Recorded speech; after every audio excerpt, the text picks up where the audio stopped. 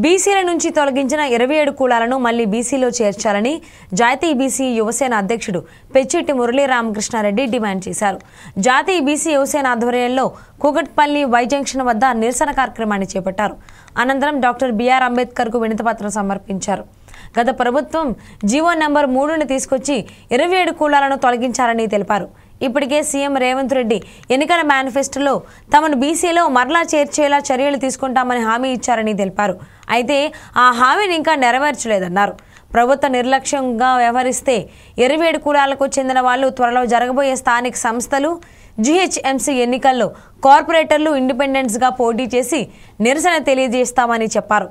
తమ vote bank గురించి పట్టించుకోవడం లేదన్నారు. ఆలస్యం చేస్తే గత ప్రభుత్వానికి పట్టని గతి ఈ సర్కార్ కూడా పట్టవద్దని అనుకుంటే తమను బీసీ జాబితాలో చేర్చాలని డిమాండ్ చేశారు. ఈరోజు మా 27 కులాల యొక్క సమస్య మీద మేము అనేక ప్రయత్నాలు చేసిన తర్వాత చివరికి రాజ్యాంగం కల్పించిన హక్కు ఉంది కాబట్టి మేము కోర్టు ద్వారా ఈ సమస్యకి పరిష్కారం చేయమని సుప్రీంకోర్టులో కేసు కూడా వేయడం జరిగింది.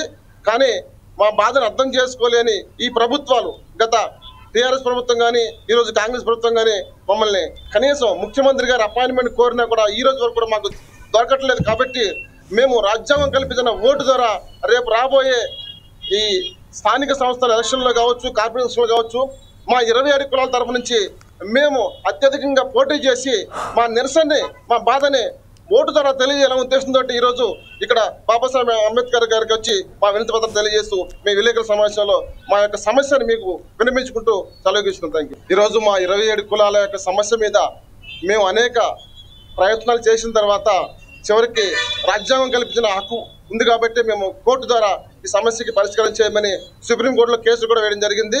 కానీ మా బాధను అర్థం చేసుకోలేని ఈ ప్రభుత్వాలు, గత టీఆర్ఎస్ ప్రభుత్వం కానీ ఈరోజు కాంగ్రెస్ ప్రభుత్వం కానీ మమ్మల్ని కనీసం ముఖ్యమంత్రి గారు అపాయింట్మెంట్ కోరినా కూడా ఈ రోజు వరకు కూడా మాకు దొరకట్లేదు. కాబట్టి మేము రాజ్యాంగం కల్పించిన ఓటు ద్వారా రేపు రాబోయే ఈ స్థానిక సంస్థల ఎలక్షన్లో కావచ్చు, కార్పొరేషన్లో కావచ్చు, మా 27 కులాల తరఫు నుంచి మేము అత్యధికంగా పోటీ చేసి మా నిరసనని, మా బాధని ఓటు ద్వారా తెలియజేయాలనే ఉద్దేశంతో ఈరోజు ఇక్కడ బాబాసాహెబ్ అంబేద్కర్ గారికి వచ్చి మా వినతి పత్రం తెలియజేస్తూ మీ విలేకరుల సమావేశంలో మా యొక్క సమస్యను మీకు వినిపించుకుంటూ సెలవుస్తున్నాం. Thank you. ఈరోజు మా 27 కులాల యొక్క సమస్య మీద మేము అనేక.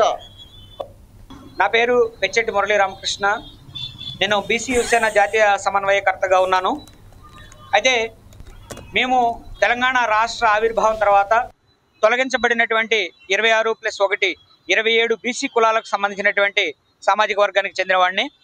అయితే ఇటీవల ఒక వనభోజనాల కార్యక్రమంలో ఆంధ్రప్రదేశ్ రాష్ట్ర మంత్రివర్యులు శ్రీ వాసంశెట్టి సుభాష్ గారు మాట్లాడుతూ మా ఆవేదనని అర్థం చేసుకున్నటువంటి ఆయన ఆవేశంలో కేసీఆర్ గారిని ఏదో అనరాని మాట అన్నారని చెప్పేసి అనేక మంది రకరకాలుగా వక్రీకరిస్తూ విమర్శలు చేస్తున్నారు. వాటిని మేము పూర్తిగా ఖండిస్తున్నాము. ఎందుకంటే 12 సంవత్సరాలుగా మేము అనేక బాధలు పడుతున్నాము, అనేక వ్యధలు పడుతున్నాము.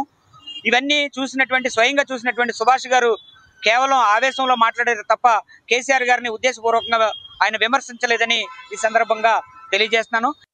మన 26 కులాల జేఏసీ లీగల్ కన్వీనర్గా ఉన్నాను నేను. ఈ జియోఎంఎస్ నెంబర్ 3 అనేది ఏ విధంగా విడుదలైంది 2014లో చూసినట్లయితే అది మన ఏపీ రీఆర్గనైజేషన్ యాక్ట్లో ఉన్న కొన్ని సెక్షన్స్కి విరుద్ధంగా, సెంట్రల్ యాక్ట్కి విరుద్ధంగా, అట్లనే మనకి కాన్స్టిట్యూషన్లోని 371 ఆర్టికల్ విరుద్ధంగా, భారతీయ రాజ్యాంగంలో ఉన్న ప్రాథమిక హక్కులకి విరుద్ధంగా మీరు దీన్ని అన్నిటి మేము ఎలా కనుగొన్నాము అంటే మేము దీంట్లోని మెయిన్ మినిట్స్ ఆఫ్ మీటింగ్ అని ఉంటుంది జియోఎంఎస్ నెంబర్ 3 విడుదల కాకముందు. దాని ద్వారా మేము రైట్ టు ఇన్ఫర్మేషన్ యాక్ట్ ప్రకారము దీన్ని తీసినప్పుడు ఈ విషయాలన్నీ మాకు తెలిసినాయి. మేము ఇదే విషయాలు మేము మన ప్రజెంట్ ముఖ్యమంత్రి గారికి మేము వినవించుకున్నాం. ఆ జియోఎంఎస్ నెంబర్ 3 అనేది చీకటి జీవో అండి, ఇన్ని చట్టవిరుద్ధంగా, భారతీయ రాజ్యాంగ విరుద్ధంగా మాకు ఈ విధంగా విడుదలైంది. ఇన్ని రకాలుగా మేము దగ్గర 26-27 కులాల్లో దగ్గర 10,000 కుటుంబాలు, దగ్గర 20 లక్షల మంది, దగ్గర సబ్జెక్ట్ టు కరెక్షన్ 20 లక్షల మంది ఉన్నాము. మీరు ఇదన్నీ కూడా మీరు ఓట్ బ్యాంక్లో చూసినట్టయితే ఏపీ సెటిలర్స్గా మీరు 2 టర్మ్స్ కేసీఆర్ పాలనలో తర్వాత కూడా వాళ్ళ స్థానిక ఎలక్షన్లో ఏ విధంగా నష్టపోయారు.